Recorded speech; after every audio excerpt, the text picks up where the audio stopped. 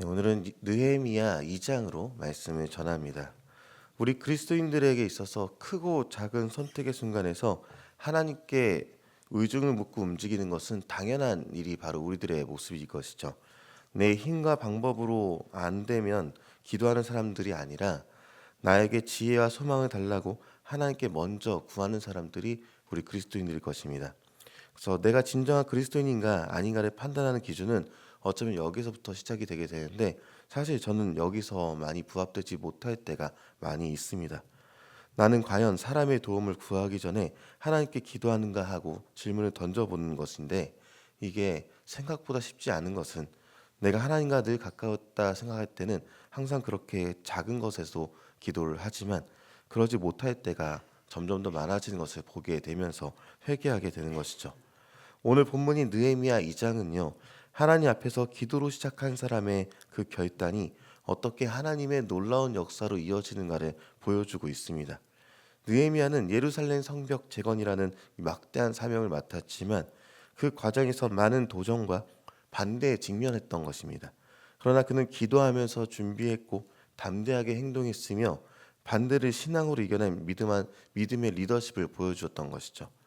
느헤미야 2장은요. 아닥사스 왕 제20년에 니산월에 시작됐다라고 오늘은 본문은 밝혀주고 있습니다. 느헤미야는 페르시아 왕의 술 맡은 관원장으로서 왕에게 술을 올리는 중요한 역할을 하고 있었습니다. 느헤미야 시대에 술 맡은 관원장이 되려면요. 상당히 까다로운 조건이 필요했습니다. 단순히 술을 따르는 직업이 아니라 왕의 신임을 받는 고위직 관료로서 중요한 역할을 감당해야만 했던 것이죠. 술 맡은 관원장은요, 왕이 마시는 음료와 음식을 검사해서 독이 들어있지 않은지를 확인하는 역할을 맡았던 사람입니다. 단순한 시종이 아니라 왕과 가까이에서 대화하는 고위 관리로서 외교와 정치적 감각마저도 필요했던 사람인 것이죠. 술을 따르면서 왕과 대화할 기회가 많았고요. 때로는 조언을 하거나 타국 사신과 접촉하는 그런 기회도 많아졌었던 것입니다. 페르시아 제국과 같은 대제국에서는요, 왕을 보좌하는 핵심 역할을 하기도 했었고 중요한 국가 기밀을 다룰 수도 있었던 것이 바로 느헤미야의 위치였던 것입니다.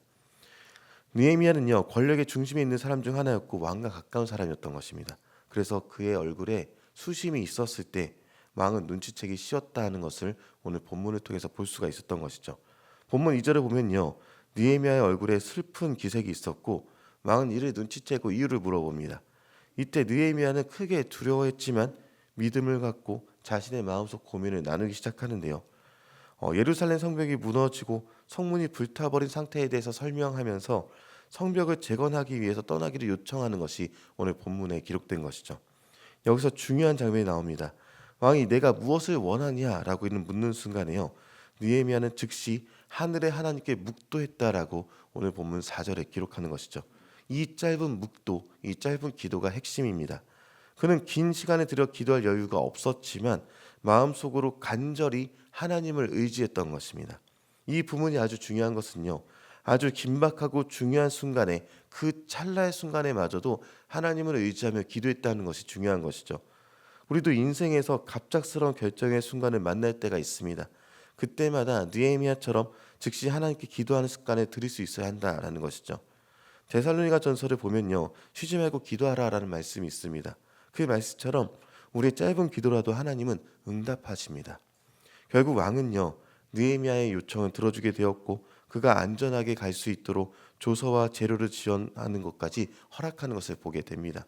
이것은요, 단순한 우연이 아니라 하나님의 선한 손이 함께했기 때문에 가능한 일들이었던 것이죠. 왕의 조서를 받은 느헤미야는요, 예루살렘으로 출발했습니다.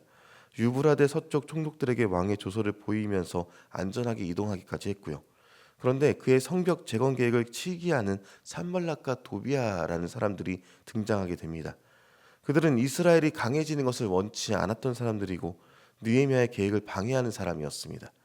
예루살렘에 도착한 느헤미야는요, 3일 동안 머무르면서 조용히 상황을 살피게 되는데요.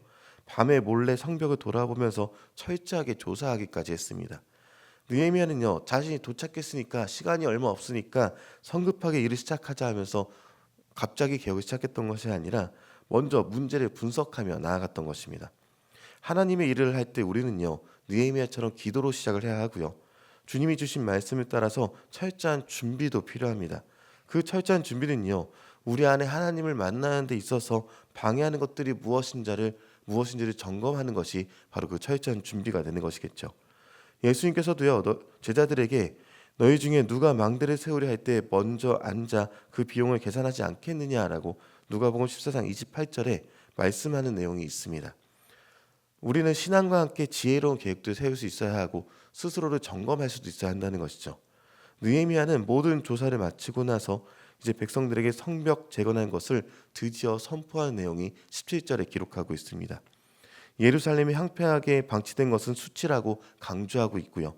함께 힘을 내어서 성벽을 다시 세우자라고 독려하고 있는 것이죠. 그리고 하나님의 도우심과 아닥사스다 왕의 승인을 받은 사실을 말하면서 백성들을 계속해서 격려하고 있었던 것입니다.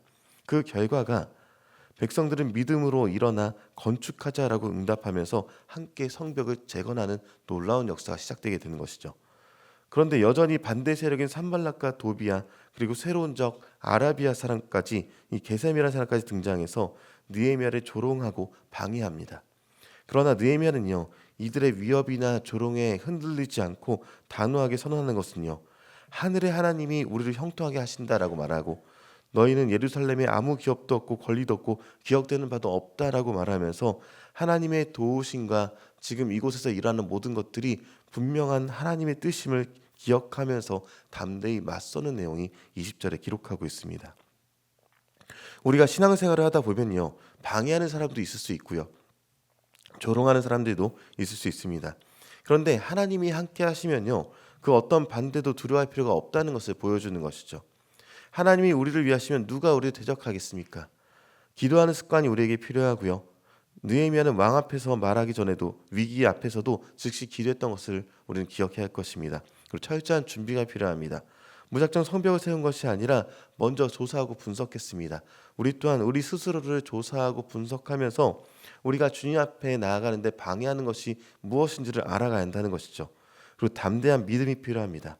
반대하는 사람들 앞에서도 하나님을 신뢰하며 두려워하지 않는 그런 믿음이 필요한 것입니다. 우리도 신앙생활하면서 도전과 방해를 만날 때가 있습니다. 그러나 기도로 시작하고 지혜롭게 준비하고 조사하며 믿음으로 나아간다면 반드시 하나님께서 함께 하시는 역사를 보게 될 것입니다. 오늘 말씀을 기억하시면서 우리는 크고 작은 모든 일에 기도하시면서 하나님의 도우심을 믿고 담대히 전진하시기를 주님의 이름으로 축원합니다.